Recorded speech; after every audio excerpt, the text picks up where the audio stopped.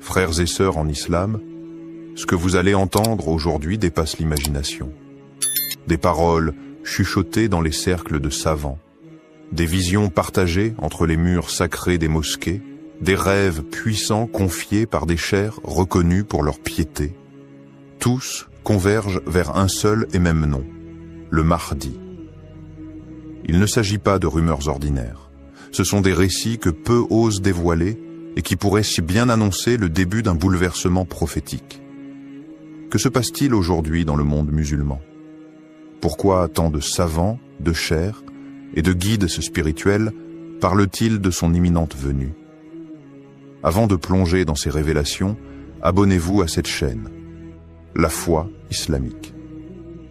Ensemble, explorons la vérité à la lumière du Coran, de la Sunna et des signes des temps.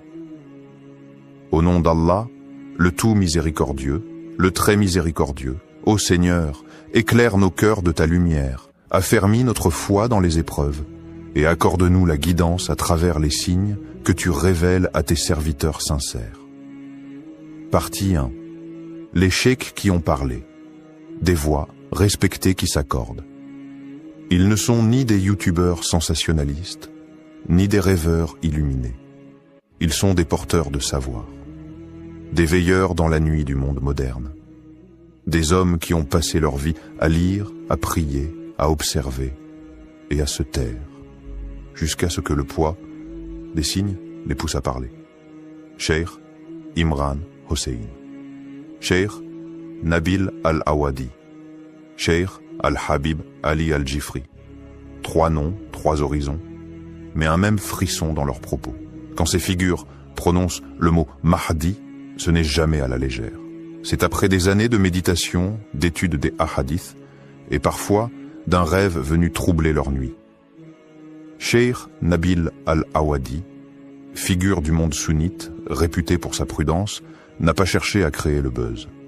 Il a simplement déclaré, dans une voix tremblante mais ferme, « Nous vivons une époque où les signes mineurs sont quasiment tous passés. Il ne reste que les grands, et le Mahdi en est la clé. » Cette phrase n'est pas un cri, c'est un signal, discret mais profond. Et pour ceux qui connaissent la science des signes, ce genre de déclaration ne peut être ignoré. Ce n'est pas un homme quelconque qui parle, c'est un érudit, formé, entouré, respecté. Et pourtant, il ose évoquer ce que beaucoup n'osent qu'effleurer, l'imminence. Puis vient Cheikh Al-Habib Ali Al-Jifri, dont la parole est connue pour sa douceur, mais aussi sa profondeur spirituelle. Il ne donne pas de date. Il ne fait pas de chronologie.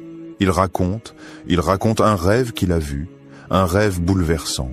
Un homme au visage lumineux, à la Mecque, entouré de croyants criant « Tu es notre guide ». Il n'a pas dit que c'était le Mahdi. Il n'a pas prononcé ce mot. Mais son regard, en racontant ce rêve, parlait pour lui. Il tremblait d'émotion, comme si cette vision avait traversé son âme.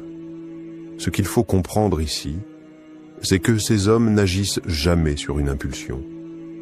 Ils sont les héritiers d'un savoir minutieux, transmis à travers les générations. Lorsqu'ils parlent, c'est avec des siècles de prudence derrière eux. Alors pourquoi maintenant?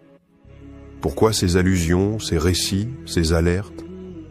Parce qu'ils sentent, non pas dans un délire mystique, mais dans une analyse du monde.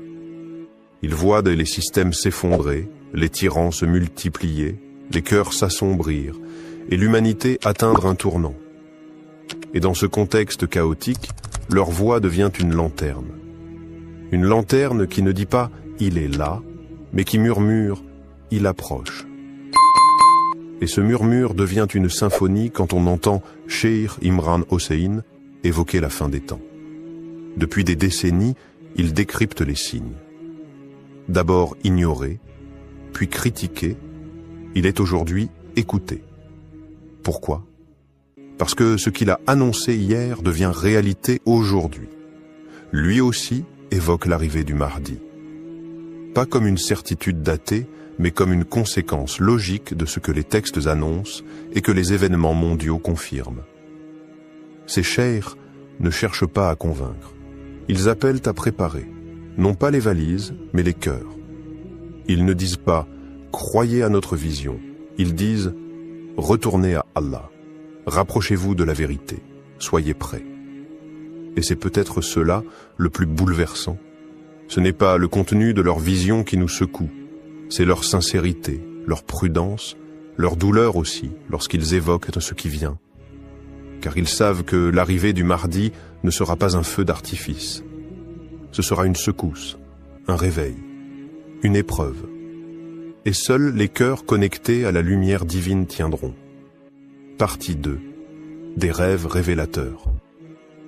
Ce que certains ont vu du Mahdi. Dans le silence de la nuit, alors que le monde dort et que les âmes s'élèvent, certains voient. Pas avec les yeux du corps, mais avec ceux du cœur. Ces rêves ne sont pas des fantaisies. Ce sont des fragments, des éclats du monde invisible que Dieu offre à ceux dont le cœur est purifié. Le prophète Muhammad l'a dit. Le rêve véridique est une des 46 parties de la prophétie.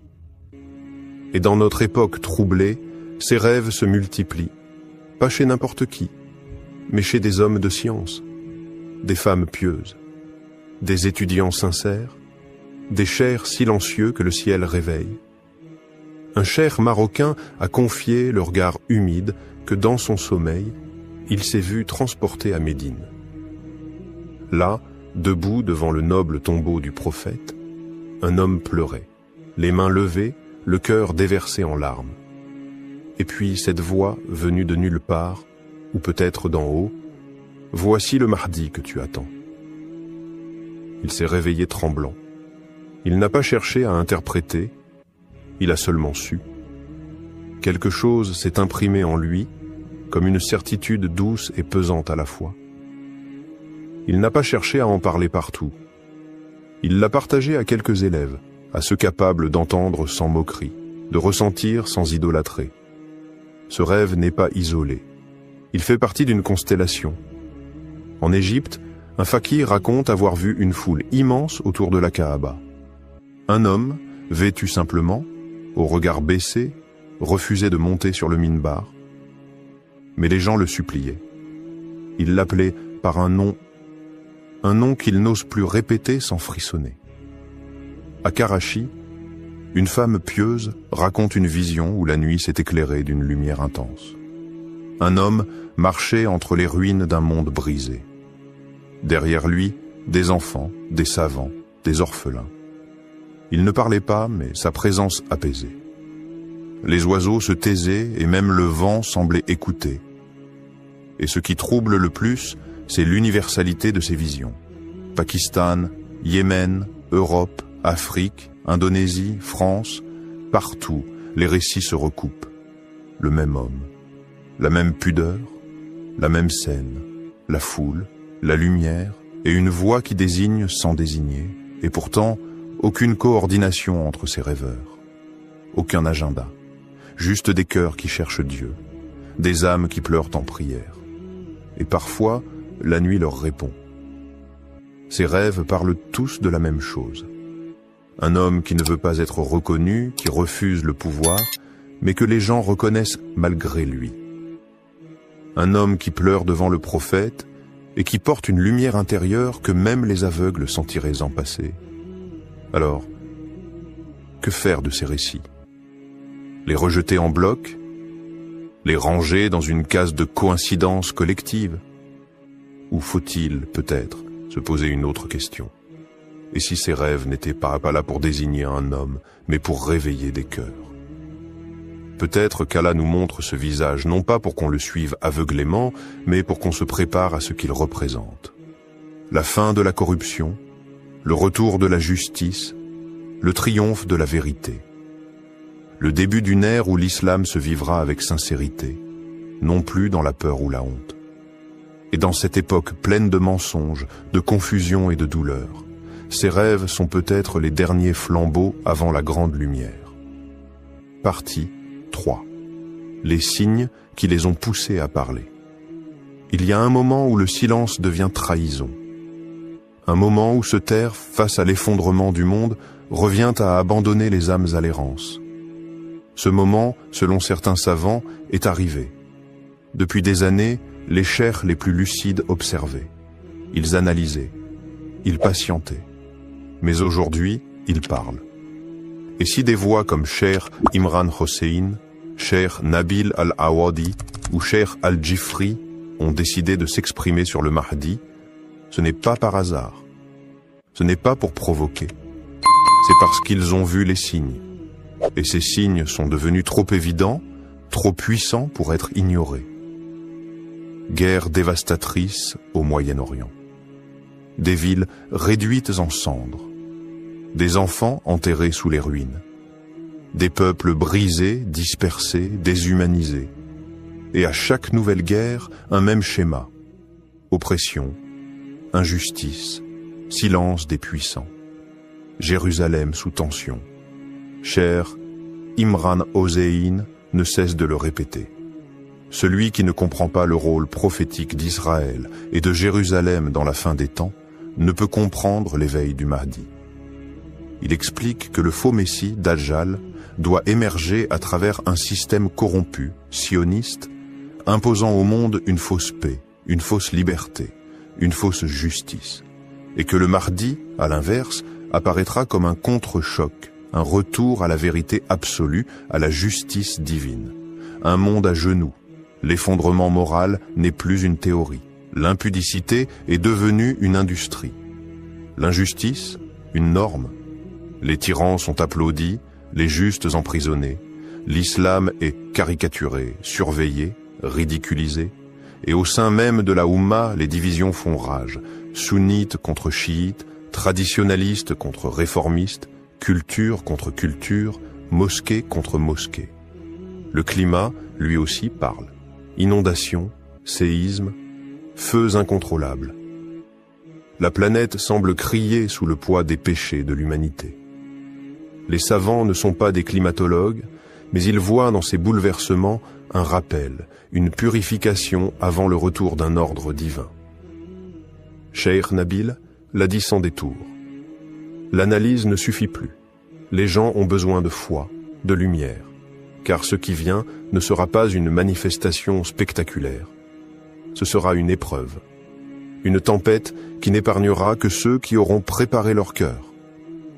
C'est cette urgence qui les pousse à parler. Pas pour créer de faux espoirs, pas pour désigner un homme à suivre, mais pour réveiller les cœurs.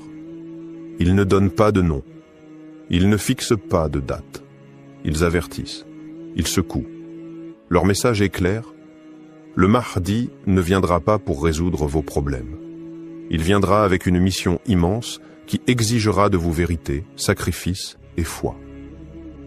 Si vous n'êtes pas prêt à vous réformer maintenant, vous ne le reconnaîtrez peut-être même pas quand il viendra. Ces chers voient, pas parce qu'ils sont devins, mais parce qu'ils ont appris à lire le monde avec le Coran dans une main, les hadiths dans l'autre, et les yeux tournés vers les signes d'Allah.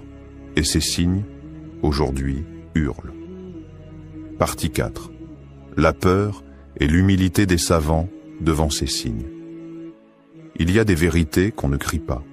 On les chuchote avec respect, avec tremblement, car elles ne sont pas des slogans, elles sont des responsabilités. Et c'est dans ce silence lourd, rempli de crainte et d'humilité, que les savants parlent du Mahdi. Ils ne s'affichent pas comme des visionnaires. Ils ne cherchent ni gloire, ni vue, ni applaudissements. Ils ne se prennent ni pour prophètes, ni pour élus. Non. Ils baissent l'adme la tête. Ils disent, nous ne savons pas, mais nous sentons. Et ce que nous sentons, c'est un appel. Leur voix n'est pas celle de la prédiction, mais celle de la précaution. Ils ne veulent pas exciter les foules, mais réveiller les cœurs.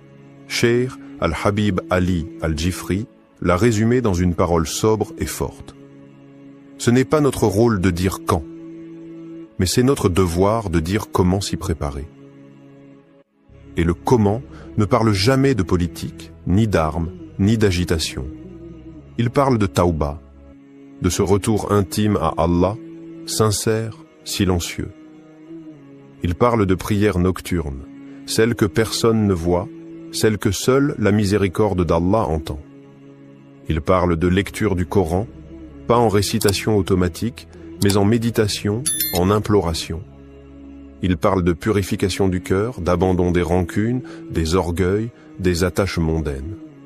Car ce qui arrive, si cela arrive dans notre génération, ne sera pas une gloire facile, mais une épreuve immense. Le Mahdi, s'il est proche, ne viendra pas avec des promesses de confort ou des miracles de facilité. Il ne viendra pas flatter les foules, ni confirmer les illusions. Il viendra avec la vérité, pure, tranchante, exigeante. Et cette vérité ne se lit pas sur les pancartes, elle se lit dans les âmes. Et seules celles qui auront été purifiées pourront la reconnaître. Les savants insistent donc. Ce n'est pas une question de date, c'est une question d'état. Peut-être ne viendra-t-il pas dans nos vies. Peut-être oui. Mais si nous voyons les signes, alors ne rien dire, ce serait trahir. Ils parlent avec des larmes, pas avec des certitudes. Ils ne promettent pas, ils avertissent. Car la peur qu'ils portent dans leur cœur n'est pas celle du chaos, mais celle d'un peuple musulman endormi, qui pourrait rater ce moment décisif par simple distraction. Et ils rappellent ceci, avec douceur mais fermeté. Ne vous occupez pas de reconnaître le Mahdi, occupez-vous de devenir le genre de croyant qu'il reconnaîtra. Le Mahdi ne regardera pas la barbe, ni la tunique, ni les discours grandiloquents. Il regardera les cœurs, il les sentira, il les appellera. Et seuls ceux qui auront préparé leur âme à la vérité répondront à l'appel. Partie 5. Et si l'heure était vraiment proche? Et si ces murmures qu'on entend un peu partout n'étaient pas des coïncidences? Et si ce que disent ces chers n'était pas de l'exagération, mais un cri d'alerte voilé, une sonnette qu'Allah fait résonner dans le cœur des sincères? Et si c'était notre génération? Oui, celle-là même qui scrolle, qui doute, qui cherche sans toujours savoir quoi, qui allait voir de ses propres yeux le Mahdi marcher sur cette terre? Regarde autour de toi, les repères s'effondrent, les valeurs sont inversées, la lumière semble s'éteindre et l'obscurité gagne du terrain, même dans les âmes. Mais peut-être est-ce précisément dans cette nuit profonde qu'Allah a voulu que la lumière du Mahdi apparaisse. Et si ce n'était pas une légende? Et si ce n'était pas pour les autres, pour une époque lointaine, pour des récits d'histoire? Et si c'était maintenant, dans notre époque confuse et vacillante, qu'Allah a envoyé son serviteur caché, son réformateur promis, son signe vivant? Les jeunes musulmans, aujourd'hui, sont à la croisée des chemins. Beaucoup se sentent perdus, tiraillés entre modernité et foi, entre doutes et espoirs. Mais justement, c'est pour eux que le Mahdi est un espoir vivant. Un homme qui ne sera pas là pour séduire, mais pour réveiller. Pas là pour impressionner, mais pour guider. Pas là pour caresser l'ego, mais pour bousculer les cœurs. Il n'aura pas besoin de microphone. Il n'aura pas besoin de projecteur. Sa lumière viendra d'Allah, et ceux qui l'attendent avec foi le reconnaîtront sans confusion. Mais attention, ce n'est pas en spéculant sur lui qu'on se prépare. Ce n'est pas en débattant de son nom, de son origine, ou de ses gestes qu'on devient un de ses partisans. Ce n'est pas en surveillant les réseaux ou en cherchant des dates que l'on se tient prêt. C'est en purifiant son cœur. C'est en revenant à la prière, même quand personne ne regarde. C'est en refusant l'injustice, même dans le silence. C'est en écoutant les appels des savants, ces hommes droits qui n'ont rien à vendre, mais tout à transmettre. Non pas pour alimenter la panique, mais pour réveiller la foi. Parce qu'un jour, peut-être bientôt, peut-être très bientôt, tu te lèveras un matin et tu entendras que quelque chose a changé à la Mecque, ou qu'un homme inconnu a rassemblé des croyants, et que les visages pleurent, que les cœurs vibrent, et que ce que tu croyais loin était maintenant tout proche. Alors, seras-tu prêt ce jour-là? Ou feras-tu partie de ceux qui ont entendu, qui ont douté et qui diront « Si seulement j'avais pris cela au sérieux ». Frères et sœurs, ce que vous venez d'entendre n'est pas une fiction. Ce n'est pas un récit pour frissonner, ni une histoire pour passer le temps.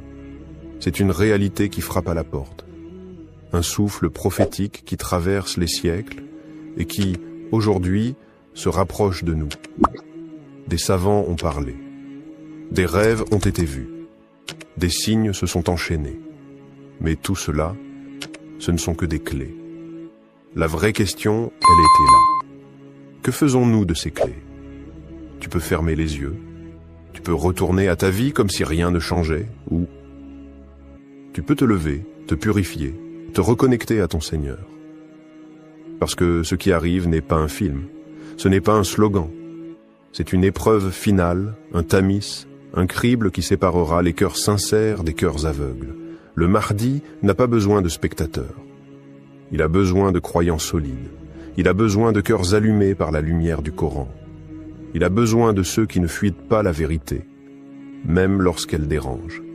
Alors écoute bien ceci. Ce n'est pas lui qui nous attend.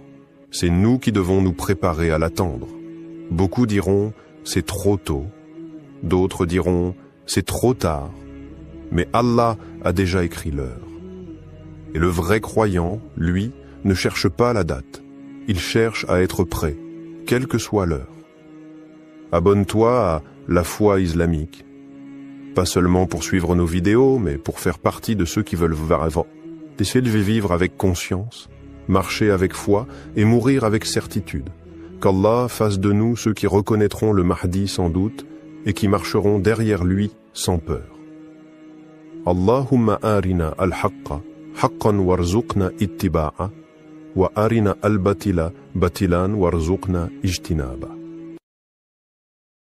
Frères et sœurs, il y a des moments dans l'histoire où les événements ne sont plus isolés, où les signes se regroupent, s'enchaînent et pointent tous vers une même direction. Nous vivons une époque étrange, marquée par des bouleversements géopolitiques, spirituels, climatiques. Et si tout cela annonçait un seul et unique lieu, un lieu prophétisé, attendu, craint par certains, espéré par d'autres, le lieu de l'apparition du Mahdi. Avant de commencer, abonnez-vous à la chaîne La Foi Islamique pour ne rien manquer des révélations à venir.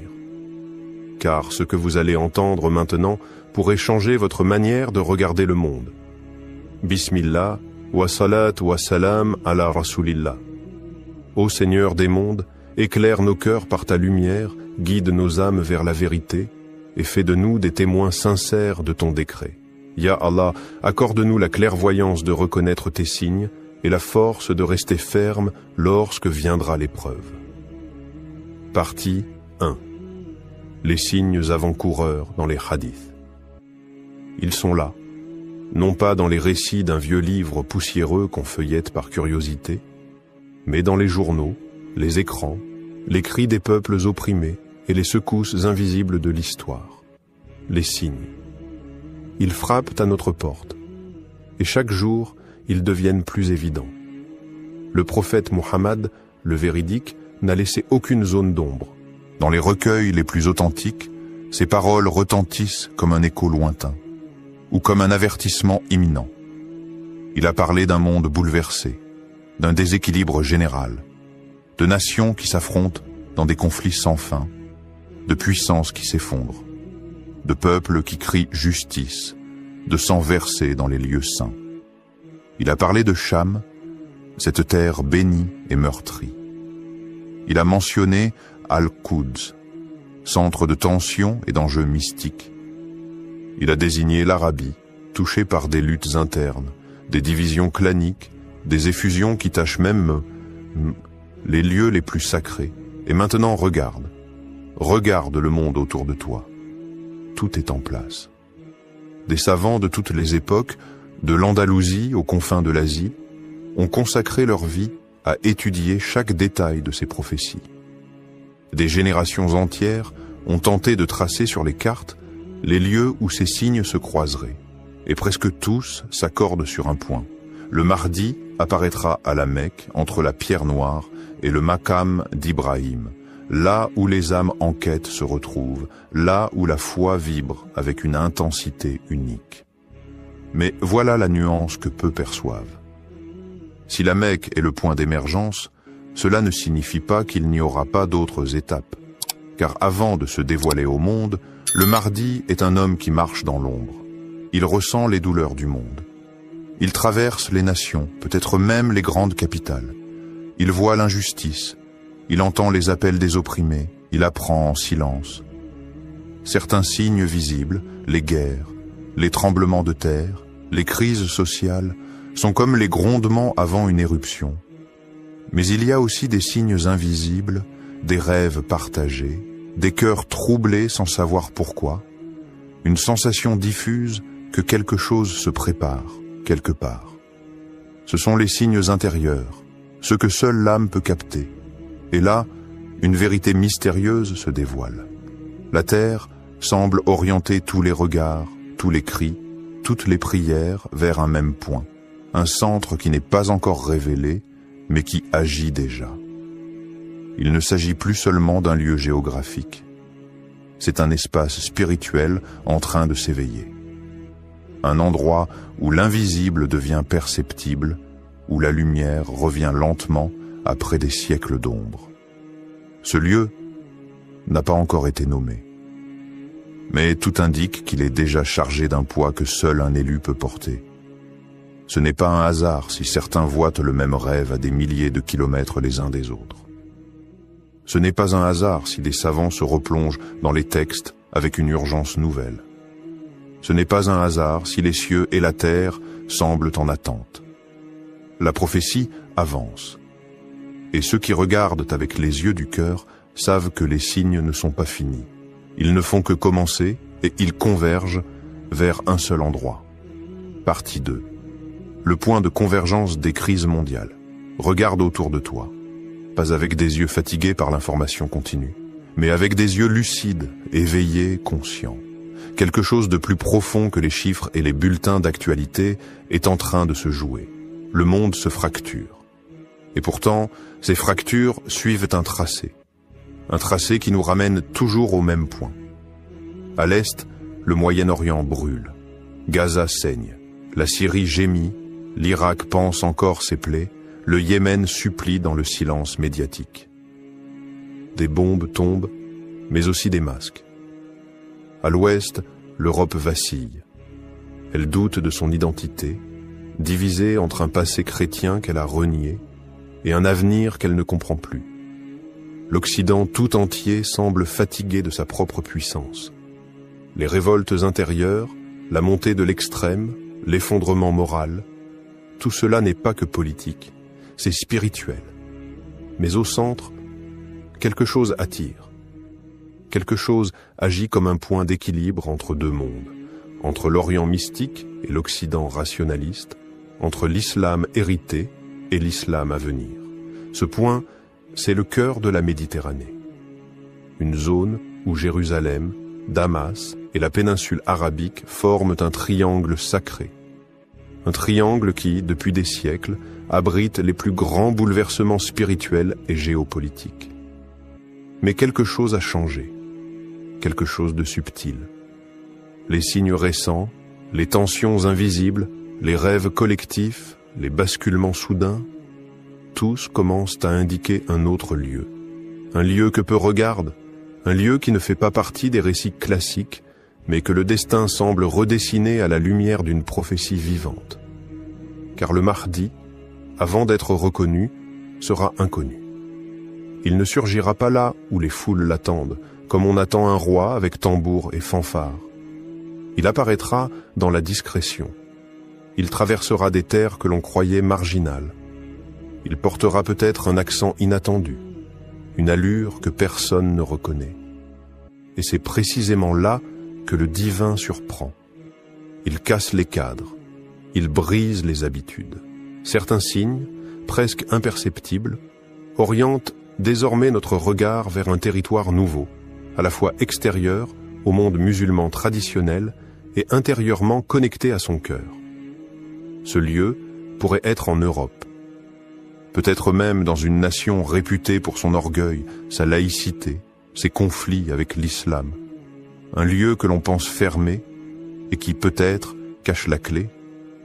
Cela te semble improbable, mais n'est-ce pas ce que l'histoire nous a toujours enseigné ?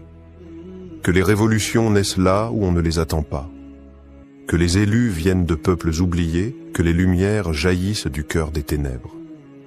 Les tensions actuelles ne sont pas seulement politiques, ce sont des signaux divins. Elles pointent vers un nouveau carrefour, un endroit d'intersection, de rupture et de renaissance. Un point où l'ancien monde s'effondre et où le nouveau prend forme dans le silence. Et si ce lieu était déjà désigné, sans qu'aucun d'entre nous ne l'ait encore compris? Et si les crises elles-mêmes formaient une carte invisible, dessinée par le doigt d'Allah, indiquant l'endroit exact où un événement prophétique doit s'accomplir? Rien n'est au hasard, et les signes ne mentent jamais. Partie 3. Le rôle caché de l'Occident et l'éveil spirituel inattendu. Et si on t'avait toujours appris à regarder au mauvais endroit? Et si les projecteurs braqués sur l'Orient t'avaient empêché de voir que la lumière du renouveau pourrait surgir de l'ombre même de l'Occident? L'idée semble presque choquante, inconfortable. Comment imaginer que le Mahdi, l'homme guidé par Allah, puisse avoir un lien direct avec des terres qui, historiquement, ont combattu l'islam? Et pourtant, aujourd'hui, l'Occident n'est plus ce qu'il était. Sous le vernis des villes brillantes, des institutions puissantes et des idéaux proclamés, un autre monde est en train de naître. Un monde de douleur, de fractures, mais aussi d'éveil. Regarde la France. Le climat est hostile, les discours sont durs, l'islam y est combattu sur le plan médiatique, politique, culturel. Mais c'est là aussi que l'on trouve la jeunesse musulmane la plus consciente, la plus engagée, la plus attachée à son identité. Dans les quartiers populaires, dans les universités, dans les rues, quelque chose brûle, pas de la colère, mais une soif. Soif de retour, soif d'ancrage, soif de Dieu. C'est en France que les mosquées débordent pour la prière du Fajr. C'est en Angleterre que des convertis racontent avoir vu le prophète en rêve. C'est en Allemagne, en Belgique, aux États-Unis que des jeunes, sans repères familiaux, redécouvrent l'islam par pur amour de la vérité. Ce phénomène n'est pas anodin, il est prophétique, car plusieurs hadiths évoquent l'Occident de manière énigmatique. Le prophète a mentionné un groupe de croyants venus des terres de l'Ouest, des gens à la fois purs, prêts à rejoindre le Mahdi. D'autres traditions, bien que sujettes à interprétation, laissent entendre que le Mahdi vivra un temps dans une terre d'incrédulité, une terre où il sera inconnu, rejeté, persécuté, mais protégé. C'est dans l'épreuve que les cœurs sont forgés. C'est dans l'exil que les prophètes ont été formés. Musa a grandi chez Pharaon. Youssouf a été élevé loin de sa famille. Le prophète Muhammad a été rejeté par les siens avant d'être accueilli à Médine. Et si le Mahdi suivait cette même trajectoire? Et s'il avait été élevé dans un monde de contradictions pour mieux le dépasser? Et s'il vivait aujourd'hui dans une capitale occidentale, en silence, observant, priant, pleurant les péchés de l'humanité, en attendant l'ordre divin? Peut-on imaginer un instant que Paris, cette ville de lumière profane, soit aussi le théâtre secret de la lumière divine? Elle qui incarne tant de rejets, pourrait-elle devenir le lieu de l'accueil? Un lieu où le Mahdi vivrait caché, anonyme parmi les anonymes. Un cœur pur battant dans un monde hostile. Un homme éveillé, protégé non par les murs, mais par la volonté d'Allah. Et si les épreuves des musulmans en France, leur douleur, leur résistance, n'étaient pas de simples injustices, mais un signe que quelque chose se prépare. L'histoire d'Allah ne suit jamais les chemins qu'on attend. Elle renverse les puissants. Elle élève les opprimés. Elle transforme les périphéries en centres et les lieux rejetés en lieux élus. Et toi, as-tu ouvert les yeux sur ce lieu inattendu où tout pourrait commencer? Partie 4. Pourquoi Paris concentre tous les signes? Regarde Paris, pas avec les yeux du touriste, ni ceux du politique. Regarde-la avec les yeux du cœur, avec la lecture des signes. Paris n'est pas qu'une ville, c'est un champ de bataille invisible.